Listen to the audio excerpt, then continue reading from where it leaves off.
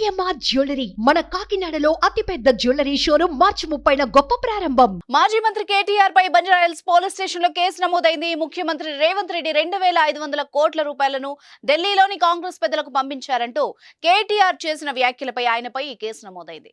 కాంగ్రెస్ నేత బత్తిన శ్రీనివాసరావు ఫిర్యాదు మేరకు ఐపీసీ 504, 505/2 కింద పోలీసులు కేసు నమోదు చేశారు.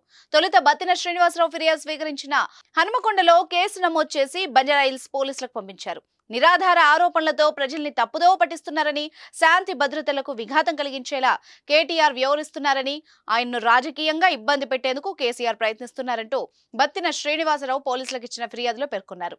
కేటీఆర్ ను అరెస్ట్ చేసి అతనిపై చట్టరీత్యా చర్యలు తీసుకోవాలని కోరారు. ఇటీవల సికింద్రాబాద్ లోక్సభ నియోజకవర్గ సన్నాహక సమావేశంలో కేటీఆర్ మాట్లాడుతూ రేవంత్ రెడ్డిపై సంచలన ఆరోపణలు చేసిన సంగతి తెలిసిందే. మున్సిపల్ శాఖను తన వద్దనే ఉంచుకున్న సీఎం రేవంత్ రెడ్డి 3 నెలలుగా డబ్బులు ఇస్తేనే బిల్డింగ్లకు పర్మిషన్లు మంజూరు చేస్తున్నారని, అలా వసూలు చేసిన 2500 కోట్లను ఢిల్లీకి పంపించారని బీఆర్ఎస్ వర్కింగ్ ప్రెసిడెంట్ కేటీఆర్ ఆరోపించారు. ఓవైపు ఇసుక దందా, రైస్ మిల్లర్లు, మరోవైపు బిల్డర్లు, రియల్టర్లను బెదిరిస్తూ డబ్బులు వసూలు చేస్తున్నారని, జేబు దొంగల కత్తెర జేబులో పెట్టుకుని తిరుగుతున్నాడని సెటైర్లు వేశారు. ఈ వ్యాఖ్యలపైనే కాంగ్రెస్ ఫిర్యాదు చేసింది. సుమన్ టీవీలో మీ పర్సనల్ అండ్ బిజినెస్ ప్రమోషన్స్ కోసం కింది నెంబర్కి కాంటాక్ట్ చేయండి.